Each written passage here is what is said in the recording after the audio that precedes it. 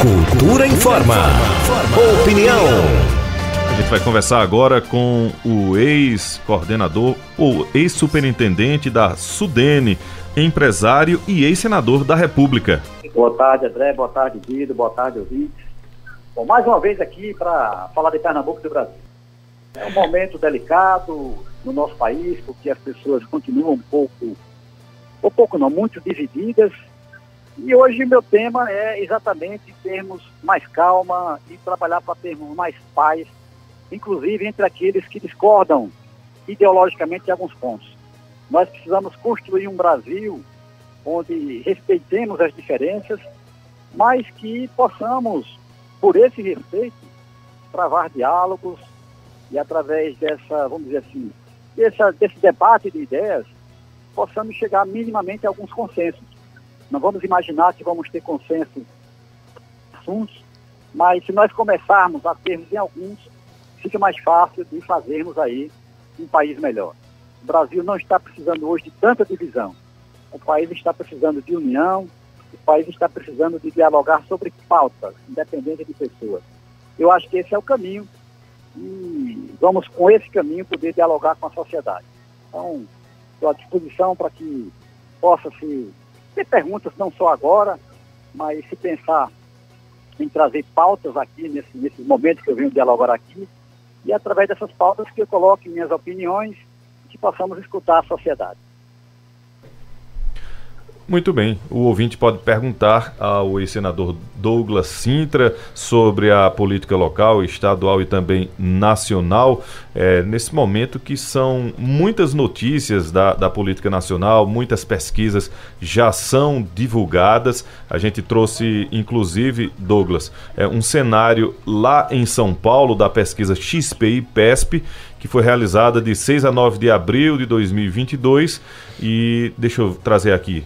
Entrevistou 1.000 pessoas em São Paulo, a margem de erro é de 3,2 percentuais para mais ou para menos e está registrada no TSE sob os números 00800/2022 e SP 06962/2022 e diz o seguinte, que Lula está empatado tecnicamente com Bolsonaro em São Paulo. Lula tem 34% das intenções de voto e Bolsonaro tem 30%. É o maior colégio eleitoral do país.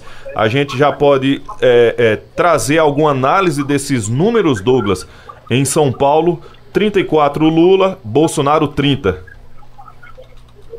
Olha, podemos fazer algumas avaliações. A primeira é que as pesquisas, elas são sempre um retrato do momento, né? Então havia pesquisas em novembro e dezembro, onde mostravam uma grande diferença entre os dois principais candidatos. E naturalmente, com o tempo vai passando, e talvez as pessoas analisando mais as propostas de um e de outro, elas vão votando, talvez não esquecendo, mas deixando um pouco de lado a pessoa e querendo ver o que ela defende. Então é normal que isso aconteça e até que a campanha se aproxime mais, nós vamos poder ter debates, diálogos e se consolidar posições de voto dos eleitores. Então acho que nós temos que separar também aquilo que acontece no Brasil daquilo que acontece em Pernambuco, né? Em Pernambuco nós verificamos também que as pesquisas dão 3 candidatos, agora 4 candidatos da oposição à frente da candidatura do governo, e elas são uma fotografia do momento, ou seja, significa que aqui em Pernambuco a rejeição ao governo estadual é muito maior do que no Brasil a rejeição ao governo federal. Então há tempo para que cada um procure trabalhar, para que cada um procure mostrar suas propostas. Vamos aguardar para a gente entender melhor como é que caminha realmente cada eleitor. Estou aqui com o Tony Maciel, o jornalista Tony Maciel, aqui no estúdio comigo. O Dido está de férias e o Tony assumiu aqui o programa Cultura Informa e também o Cultura Entrevista está aqui com a gente, Douglas.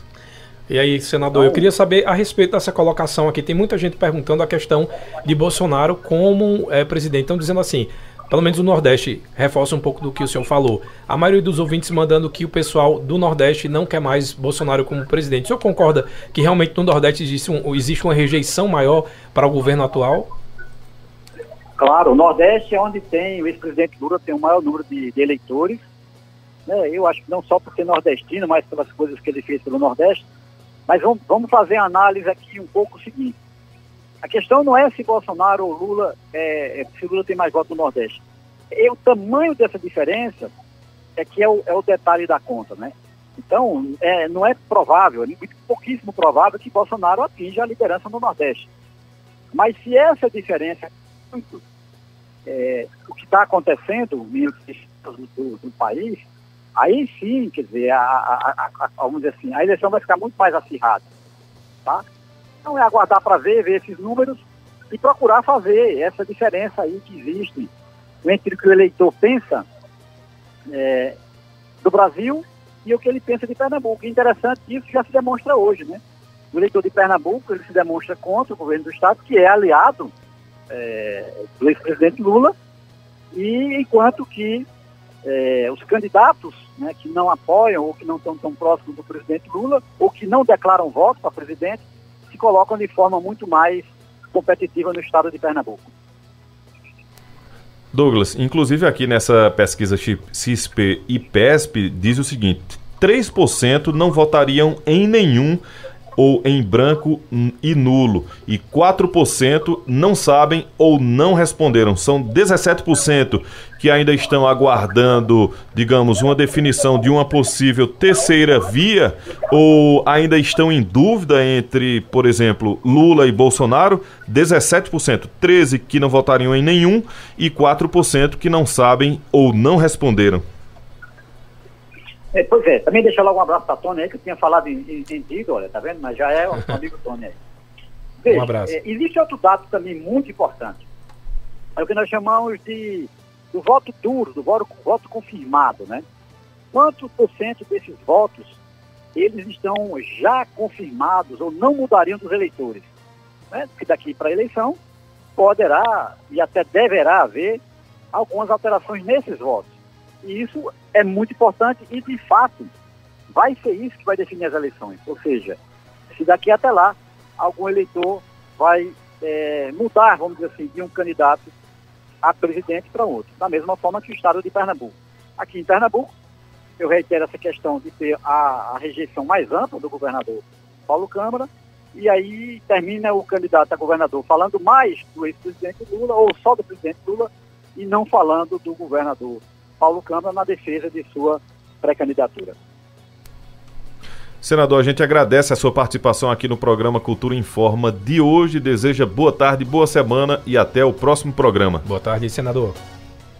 Boa tarde a você, Vitor, Tony, André, aliás, e vamos torcer para que haja mais diálogo e nós possamos ter realmente diferença para um país realmente melhor. Grande abraço.